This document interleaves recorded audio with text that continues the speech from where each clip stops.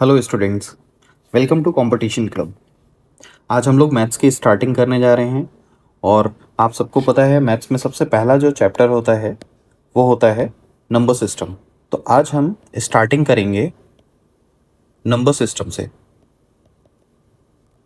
सबसे पहले हम ये जान लेते हैं कि नंबर सिस्टम के अंदर हमें पढ़ना क्या क्या होता है। तो पहला टॉपिक जो हम नंबर सिस्टम के अंदर देखने वाले हैं दैट इज़ यूनिट डिजिट। इसके बाद सेकेंड टॉपिक जो हम देखेंगे वो होगा नंबर ऑफ जीरोज़।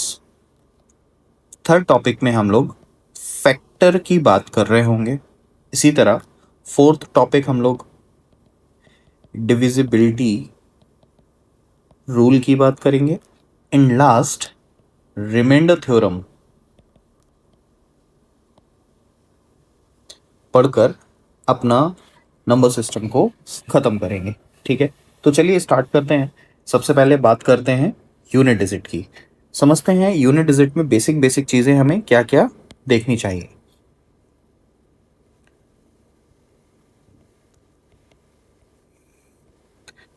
अगर हम यूनिट डिजिट की बात करें तो इसका सीधा सा मतलब है इकाई का अंक। यानी कि यदि कोई संख्या दे रखी है जैसे कि 4 5 6 7 और आपसे पूछ रहा है कि बताओ इसका यूनिट डिजिट क्या है, तो यूनिट डिजिट का मतलब होगा ये लास्ट डिजिट।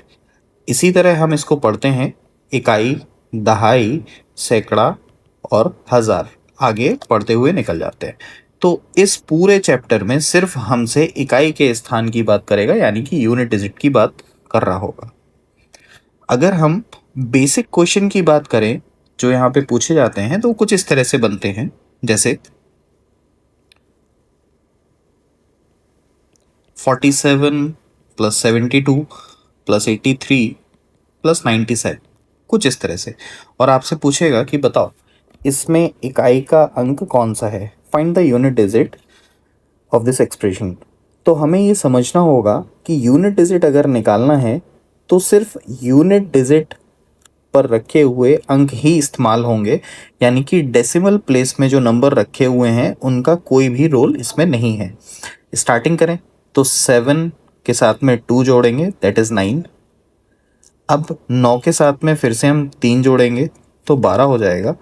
और 12 में आप चाहो तो 12 पूरा ले लो या फिर सिर्फ 2 को उठाओ और 2 के साथ में 7 जोड़ के आंसर अपना बता सकते हो 9।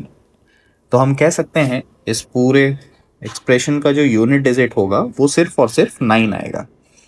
इसी तरह से अगर हम मल्टीप्लिकेशन का कोई क्वेश्चन लेते हैं जैसे 39 × 42 × 57 और आपसे कोई पूछ रहा है कि बताइए यूनिट डिजिट क्या होगा इसका, तो हमें अब पता चल चुका है कि यूनिट डिजिट निकालने के लिए हमें सिर्फ यूनिट प्लेस पे रखे हुए चीज़ों से ही मतलब होता है, यानी कि 3 4 एंड 5 से कोई मतलब नहीं होगा। तो 9 × 2 करेंगे दैट इज़ 18 और 18 का यूनिट डिजिट क्या रहेगा 8। 8 हम उठा के अगले नंबर में मल्टीप्लाई करेंगे 8 7 56 और हमारे पास यूनिट डिजिट आ जाएगा हमारा 56 का 6 और ये आपका करेक्ट आंसर होगा। थोड़ा सा क्वेश्चन को आगे बढ़ाते हैं और देखते हैं किस तरह से क्वेश्चन जनरेट हो सकते हैं। तो अगर नए क्वेश्चन की बात करें तो कई बार को एग्जामिनर क्वेश्चन को मिक्स करके दे देगा, यानी कि कुछ मल्टीप्लाई का सेक्शन भी रखेगा फिर कुछ एडिशन का सेक्शन रख देगा। लाइक 42 × 39 माइनस 37 × 49 और आपसे कहेगा बताइए फाइंड द यूनिट डिजिट। इस पूरे एक्सप्रेशन की यूनिट डिजिट पता लगाओ क्या होगी। तो अब हमें समझना है कि अगर पूरे एक्सप्रेशन की यूनिट डिजिट की बात कर रहा है तो स्टार्टिंग से करने पर अब इसका आंसर नहीं निकाला जा सकता। देन हमें यहाँ पे बोर्डमास रूल का यूज़ करना पड़ेगा। व्हाट इज़ बोर्डमास, आप में से काफ़ी लोग जानते होंगे बोर्डमास रूल को। बोर्डमास रूल बेसिकली किसी भी एक्सप्रेशन को किस तरह से सॉल्व करना है ये बताता है। बी रिप्रेजेंट करता है ब्रैकेट्स को।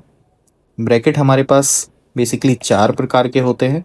सबसे पहला होता है लाइन ब्रैकेट, फिर होता है कर्ली ब्रैकेट, स्मॉल ब्रैकेट, फिर होता है कर्ली एंड लास्ट में होता है लार्ज ब्रैकेट।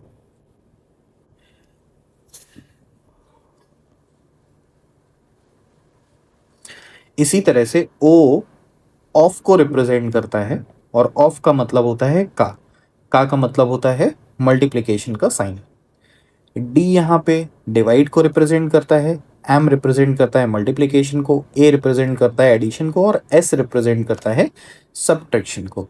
अब बोडमास का बेसिकली ये काम होता है, आपको बताता है कि ऊपर से नीचे की तरफ हमें चीज़ों को सॉल्व करना होता है। जैसे कि सबसे पहले हमें बी की वैल्यू सॉल्व करनी है, बी मतलब ब्रैकेट्स।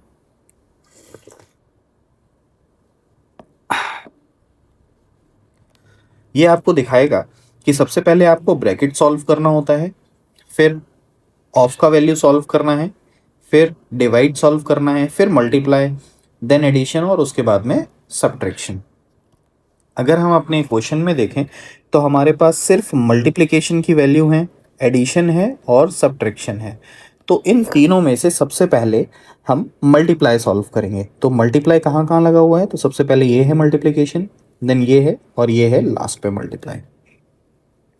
स्टार्टिंग करेंगे तो यहाँ पे हम मल्टीप्लाई करते समय 3 और 7 का ही मल्टीप्लाई करेंगे, सिर्फ यूनिट डिजिट का मल्टीप्लाई करेंगे, और वो हो जाएगा 21। बीच में प्लस का साइन लगाएंगे। यहाँ हम दोनों का 2 और 9 का मल्टीप्लाई करेंगे, दैट इज़ 18। बीच में माइनस का साइन लगाएंगे, और फिर 9 मल्टीप्लाई बाय 7, 7 9 जा 63, और हमारा पास फाइनल आंसर आ जाएगा अपना 21 + 18 - 63। अब अगर इनकी यूनिट प्लेस लिखें तो आप यूनिट प्लेस लिख सकते हो 1 + 8 - 3। एडिशन का इसके बाद यूज़ होगा, एडिशन का यूज़ होने का मतलब है 8 और 1 का ऐड कर दो आप आपस में, दैट इज़ 9 - 3, और फाइनल आंसर हो जाएगा आपके सामने 6। इस तरह से आप बोर्ड मास का यूज़ करके यूनिट डिजिट निकाल सकते हो अगर साइन अलग अलग दे रखे हों तो। चलिए थोड़ा सा आगे बढ़ते हैं और बात करते हैं फैक्टोरियल की।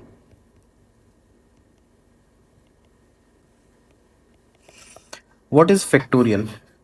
फैक्टोरियल बेसिकली कोई ऐसा नंबर होता है, जैसे कि अगर मैं बात करूं 7 फैक्टोरियल, तो 7 फैक्टोरियल का मतलब है 1 2 3 4 5 6 और 7।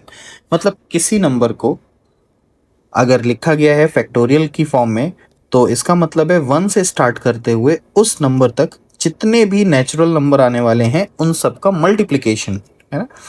आप ऐसे भी कह सकते हैं कि लंबी सी सीरीज को सॉर्ट करके यहाँ पे लिखा गया है और उसको हमने नाम दे दिया है फैक्टोरियल। अगर हम स्टार्टिंग करें तो 1 फैक्टोरियल की वैल्यू क्या होती है, तो सबसे पहले 1 फैक्टोरियल की वैल्यू होगी 1। 2 फैक्टोरियल की वैल्यू क्या होती है, 2 फैक्टोरियल की वैल्यू होगी 1 × 2। इसी तरह 3 फैक्टोरियल तो 1 × 2 × 3। 4 फैक्टोरियल की अगर आप बात करोगे तो 1 × 2 × 3 × 4। और इसी तरह 5 फैक्टोरियल की बात होगी तो 1 2 3 4 एंड 5। अगर हम इनको मल्टीप्लाई करके रखें तो हमें फैक्टोरियल की वैल्यूज़ पता चल जाएंगी, जैसे कि 1 × 2 2, 1 2 3 को 6 लिखेंगे, 1 2 3 4 को 24 लिखेंगे, और इसी तरह 1 2 3 4 5 को लिखेंगे 120। आपको दिख रहा होगा कि किस तरह से हमने फैक्टोरियल की वैल्यू लिख ली है। थोड़ा सा आगे बढ़े अगर, तो 6 फैक्टोरियल को अगर मैं लिखना चाहूँ तो हम जानते हैं 1 2 3 4 5 और 6 लिख पाएंगे। इसको ही ठीक तरीके से लिखने के लिए 1 से लेके 5 तक की वैल्यू को हम 5 फैक्टोरियल लिख देते हैं, क्योंकि ये वैल्यू आई कहाँ से है, 5 फैक्टोरियल अगर मैं पूछूं क्या होता है तो यही वैल्यू तो है 5 फैक्टोरियल की, 1 से लेके 5 तक, और इसके आगे 6 का गुणा कर देते हैं तो हो जाएगा वापस से 6 फैक्टोरियल, है ना। 5 फैक्टोरियल की वैल्यू हमें ऑलरेडी दे रखी है, दैट इज़ 120। मल्टीप्लाई बाय 6 कर देंगे तो आंसर आ जाएगा 720। अब आप यहाँ से ये भी समझ सकते हैं कि अगर हम सिर्फ यूनिट डिजिट की बात करना चाह रहे होते तो हम कहते 120 की जगह सिर्फ और सिर्फ 0 से मल्टीप्लाई करो, और किस में मल्टीप्लाई होता, 6 में। तो 6 × 0 = क्या आ जाता, 0। तो हम कह सकते हैं 6 फैक्टोरियल का जो यूनिट डिजिट होगा वो क्या है, 0। इसी तरह अगर हम 7 फैक्टोरियल की बात करें तो 7 फैक्टोरियल को आप लिख सकते हो 6 फैक्टोरियल मल्टीप्लाई बाय 7। 6 फैक्टोरियल की वैल्यू पुट कर दो 720 मल्टीप्लाई बाय 7। अब डिपेंड करता है कि आप यहाँ पे फाइंड आउट क्या करना चाहते हो। आप पूरा अगर वैल्यू फाइंड आउट करना चाहते हो 7 फैक्टोरियल का तो पूरा मल्टीप्लाई करो, और अगर सिर्फ यूनिट डिजिट फाइंड आउट करना चाहते हो तो आप कहोगे 0 में 7 का मल्टीप्लाई होगा और वैल्यू आ जाएगा 0। तो इस तरह से आगे आने वाले सारे के सारे नंबर जैसे कि 8 फैक्टोरियल, 9 फैक्टोरियल, 10 फैक्टोरियल, इन सब का यूनिट डिजिट हमेशा 0 होगा। तो यहाँ से हमें दो बातें समझनी है। पहला ये है 5 फैक्टोरियल और उससे बड़े सारे फैक्टोरियल नंबर का यूनिट डिजिट हमेशा 0 होता है। ठीक है। सेकंड, 1 फैक्टोरियल का यूनिट डिजिट 1 होता है, 2 फैक्टोरियल का यूनिट डिजिट 2 होता है, 4 फैक्टोरियल का यूनिट डिजिट 4 होता है। सिर्फ एक इकलौता 3 फैक्टोरियल है जिसका यूनिट डिजिट चेंज होता है। इसके साथ में एक इंपॉर्टेंट बात और है, आपको पता होना चाहिए 0 फैक्टोरियल का यूनिट डिजिट क्या होता है। 0 फैक्टोरियल का यूनिट डिजिट होता है 1। ठीक है। तो बहुत इंपॉर्टेंट है ये, 0 फैक्टोरियल इक्वल टू होता है 1। कभी इस पे डिटेल पे बात करेंगे किसी वीडियो में, बट अभी हम ये समझ लें 0 फैक्टोरियल की वैल्यू 1 होती है। इसी तरह आपको पता चला कि 5 फैक्टोरियल से आगे सारे के सारे यूनिट डिजिट 0 हो जाएंगे, और 1 2 4 का सेम रहता है, और 3 का यूनिट डिजिट बदल के हो जाता है 6। चलिए थोड़ा सा आगे बढ़ते हैं। आगे बढ़ने पर हमारे पास कुछ पावर बेस्ड क्वेश्चन बनते हैं।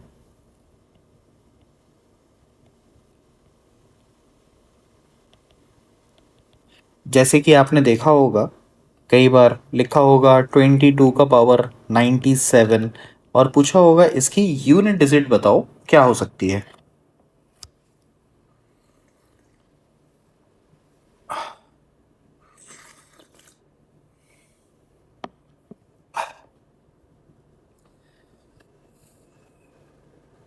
तो अगर मैं ठीक से बात करूं तो हमें यह समझने की जरूरत है कि यूनिट प्लेस पर सिर्फ 10 संख्याएं ही आ सकती हैं, और वो 10 संख्या कौन कौन सी हैं? 0 1 2 3 4 5 6 7 8 और 9। ये 10 संख्या ही ऐसी हैं जो यूनिट प्लेस पर आ सकती हैं। इन 10 संख्याओं का पावर बढ़ाने पर हमें अलग अलग वैल्यूज़ मिलती हैं। जैसे कि अगर मैं आपको इनका स्क्वायर करने के लिए बोलूं कि इन सब का स्क्वायर करें ज़रा, तो 0 का स्क्वायर 0, 1 का स्क्वायर 1, 2 का स्क्वायर 4, 3 स्क्वायर में 9 होगा, 4 का स्क्वायर 16 होगा, और 16 को हम सिर्फ 6 से डिनोट करेंगे। इसी तरह 5 का स्क्वायर 25 का 5, 6 का स्क्वायर 36, 6, 7 बनाएगा 49 49, तो 9, 8 बनाएगा 64, और 9 बनाएगा 81 का 1। अगर आप क्यूब करके देखें इनका, घन करें इनका, तो 0 का तो 0 ही रहने वाला है, 1 का 1 ही रहेगा, 2 का क्यूब 8 हो जाएगा, 3 का क्यूब 27 का 7 हो जाएगा, 4 का क्यूब 4 बनाएगा, 5 का क्यूब 5 बनाएगा, 6 का क्यूब 6 ही बनाता है, 7 का क्यूब होता है 343, तो ये बनाएगा 3, 8 का क्यूब 512 की वजह से 2 बनाएगा, और 9 का क्यूब 7 to 9 होने की वजह से यहाँ पे 9 बनाएगा। यहाँ से बहुत इंटरेस्टिंग रिलेशन हमें देखने को मिलते हैं, जैसे कि 0 1 और 5 एंड 6, ये चार नंबर ऐसे हैं, 0 1 5 एंड 6, ये चार नंबर ऐसे हैं जिनकी यूनिट प्लेस चेंज नहीं होती है। यूनिट प्लेस चेंज नहीं होती है। क्या मतलब है कहने का यूनिट प्लेस इनकी चेंज नहीं होती है? मतलब अगर एग्जाम्पल से समझाऊं मैं, तो अगर 0156 जैसे कि 21 लिखा हुआ है तो इसका यूनिट प्लेस क्या है, 1। पावर कुछ भी लगा हो जैसे कि 47 लगा होगा तो बेसिकली 21 21 21 20 21 47 टाइम्स रिपीट होना होगा। और 1111 कितनी बार भी रिपीट हो वो हमेशा क्या ही देगा, लास्ट में 1 ही देगा। सेम इसी तरह ये रूल इन चारों पे लगता है। अगर 5555 कितने बार भी मल्टीप्लाई हो 5 ही देगा, 6666 कितनी बार भी मल्टीप्लाई हो वो 6 ही देगा। एग्जाम्पल, मान लो लिखा हुआ है 16, 16 का पावर 17, तो 6 कितनी बार भी मल्टीप्लाई हो वो 6 को ही रिपीट करेगा। तो हमारे पास टोटल 10 प्रकार के नंबर होते हैं और उन 10 प्रकार के नंबर को हम 3 कैटेगरीज में बांटते हैं। तो पहली कैटेगरी हमने देखी 0156 जो कि चेंज नहीं होती है। दूसरी कैटेगरी की मैं बात करूं तो वहां पे आता है 4 और 9। ये ऐसी कैटेगरी है जो कि पावर पर डिपेंड करती है। अगर पावर इवन होगा तो अलग तरीके से बिहेव करेगी और पावर ऑड होगा तो अलग तरीके से। चलिए बात करते हैं 4 एंड 9 की। समझिए मैं क्या बताना चाह रहा हूं आपको। मान लेते हैं 4 का पावर p लगा हुआ है, p फॉर पावर, ठीक है। अगर p एक इवन नंबर है और p एक ऑड नंबर है तो ये अलग अलग तरीके से रिस्पॉन्ड करेगा। अगर p इवन नंबर है, इवन नंबर का मतलब 2 4 6 8 इस तरह का कोई नंबर है, और अगर p ऑड नंबर है, ऑड नंबर का मतलब 1 3 5 7 इस तरह का कोई नंबर है। अगर p इवन नंबर है, एग्जाम्पल मान लेते हैं 4 का पावर इवन नंबर है 16, ठीक है। तो अगर p इवन नंबर है कोई भी तो इसका मतलब है, इवन का मतलब देखो यहाँ पे स्क्वायर जो है वो बेसिकली इवन को डिनोट कर रहा है। तो इवन का मतलब है 4 का यूनिट प्लेस होगा 6। और सेम दूसरा एग्जांपल अगर देखें, अगर 4 का पावर जो है वो कोई ऑड नंबर है, ऑड नंबर आप मान लीजिए 11, तो ऑड नंबर होने की कंडीशन में 4 अपने आप को ही रिपीट करेगा, यानी कि 4 की जगह पे सिर्फ 4 ही वापस आ जाएगा, ठीक है।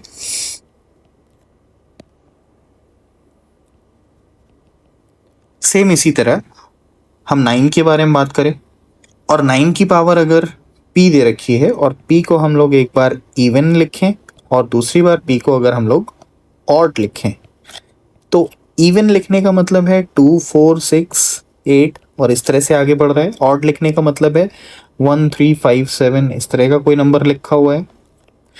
तो एग्जाम्पल देखें तो 9 का पावर अगर कोई इवन नंबर हो दैट इज 12, तो 1 रिपीट होगा यूनिट प्लेस पर। बट अगर वहीं 9 का पावर कोई ऑड नंबर है, 9 का पावर ऑड नंबर से मतलब है हमारा कि कोई भी ऑड नंबर लाइक 15 मान लेते हैं, तो 9 अपने आप को ही रिपीट कर रहा होगा। तो हमने यहाँ पे बेसिकली 2 रूल समझ लिए हैं। फर्स्ट है हमारे पास 0156 का रूल जो कि कभी चेंज नहीं होता है, और दूसरा है 4 एंड 9 का रूल जो कि पावर इवन और ऑड होने पर चेंज होता है। इसको थोड़ा सा आगे बढ़ाते हैं और बात करते हैं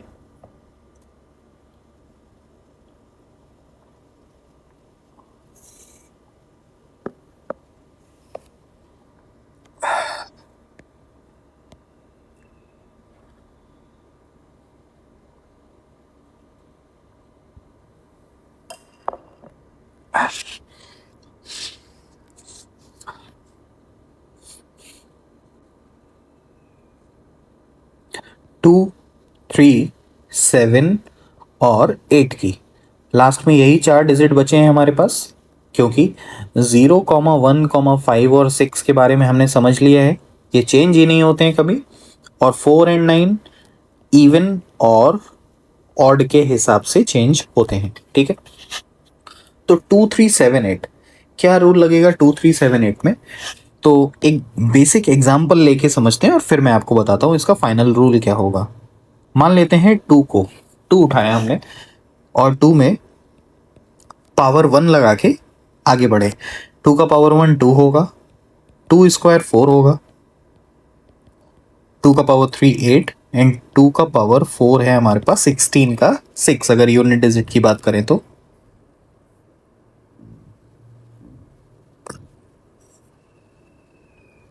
सेम इसी तरह से 2 का पावर 5 32 होगा, 2 का पावर 6 हो जाएगा हमारे पास 64, 2 का पावर 7 होगा 128 और 2 का पावर 8 होगा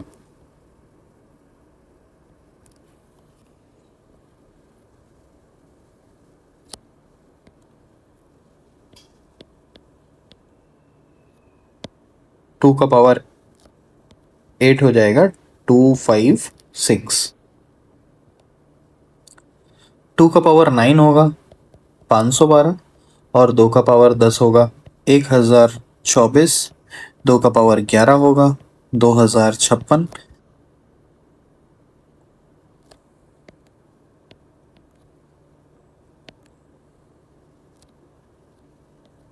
2 का पावर 11 होगा 2043 और 2 का पावर 12 होगा 4096। तो आप देख पा रहे हैं हमने 2 के पावर 1 से लेके 2 के पावर 12 तक की यहाँ पे वैल्यूज़ लिखी हैं। अब इसमें देखना क्या है, आपको ध्यान किस चीज़ पे देना है वो देखिए। 2 के पावर 1 की वैल्यू यूनिट डिजिट वही है जो 2 के पावर 5 और 2 के पावर 9 की है, यानी कि पहली लाइन पे यूनिट डिजिट 2 ही चल रही है। इसी तरह से दूसरी लाइन पे आप देखोगे तो 4 यूनिट डिजिट है, तीसरी लाइन पे 8 है और चौथी लाइन पर यूनिट डिजिट जो है वो 6 चल रही है। तो हमें यहाँ से समझ में आया कि 2 जो है अपने आप को हर 4 पावर के बाद रिपीट करना स्टार्ट कर देता है। बेसिकली 2 की यूनिट डिजिट जो है वो 4 पावर के बाद रिपीट होना स्टार्ट हो जाती है। तो हम कहेंगे साइकिल स्टार्ट हो गई, साइक्लिसिटी स्टार्ट हुई है हर 4 पावर के बाद।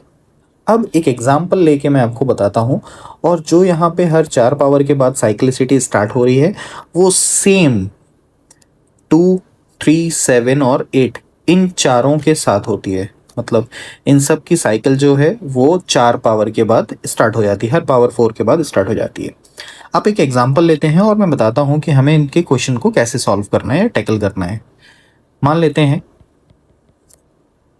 हमने एक एग्जांपल लिया दैट इज 2 का पावर 31, ठीक है, और हमें सॉल्व करना है इसे कि इसका यूनिट डिजिट क्या होगा।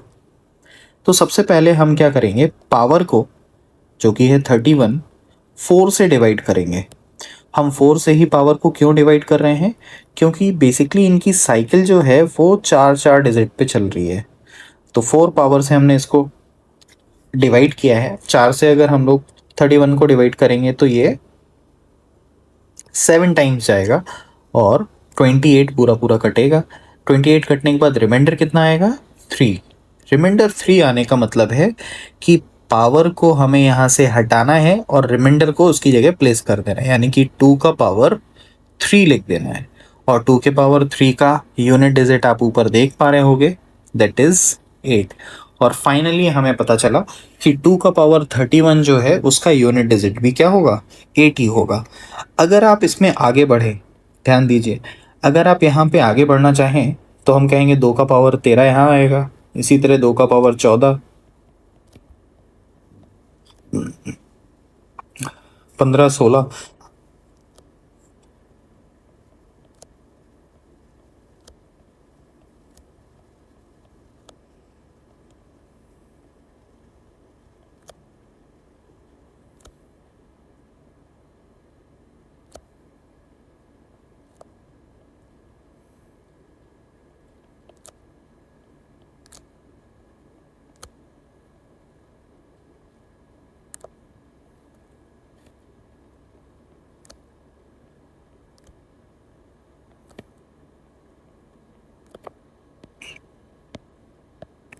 तो आप देख पा रहे हो हमने 2 के पावर में 4 4 की साइकिल में रिपीटेशन आगे तक बढ़ाया है। और 2 का पावर 31 जो कि हमारा क्वेश्चन था वो बेसिकली तीसरी लाइन में एग्जिस्ट कर रहा है।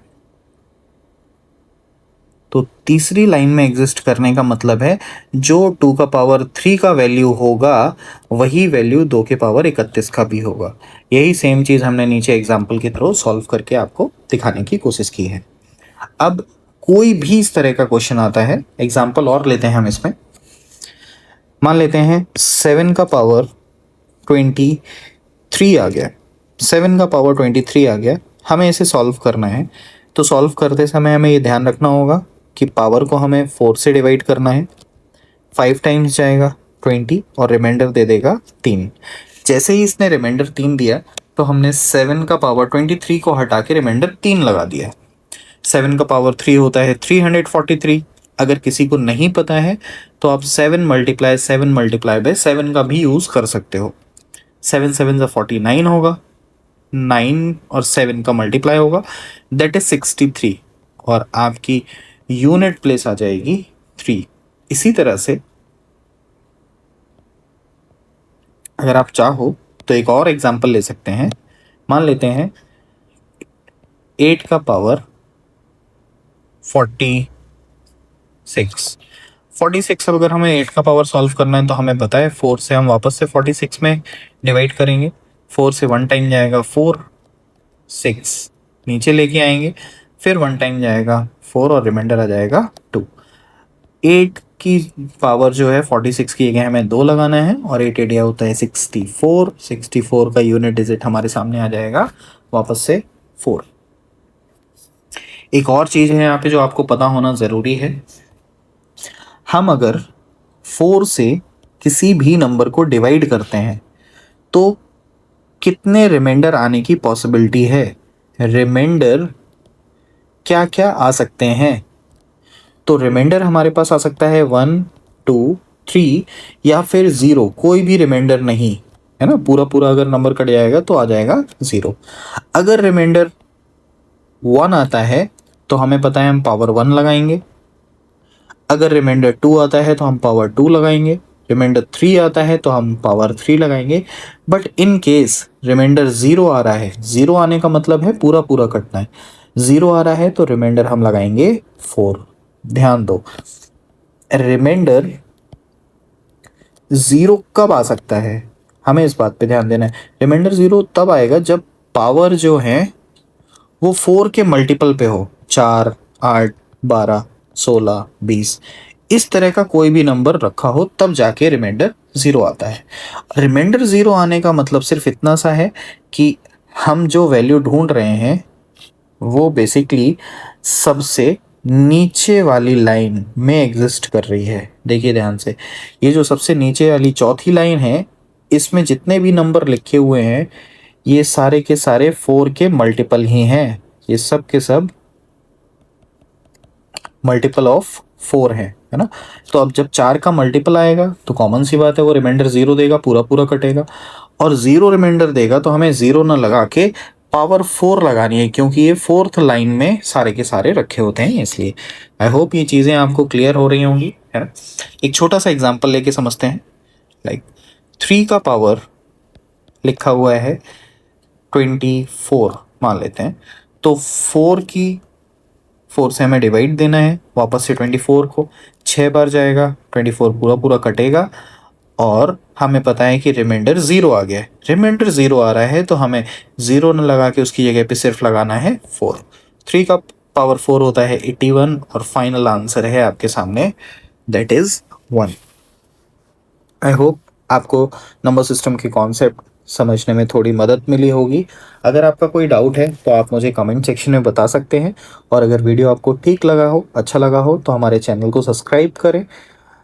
अगला जो चैप्टर होगा या मैं कह सकता हूँ इसका थोड़े से बेटर क्वेश्चन और अच्छे लेवल के क्वेश्चन हम नेक्स्ट वीडियो में लाने की कोशिश करेंगे। तब तक के लिए धन्यवाद। Thank you very much.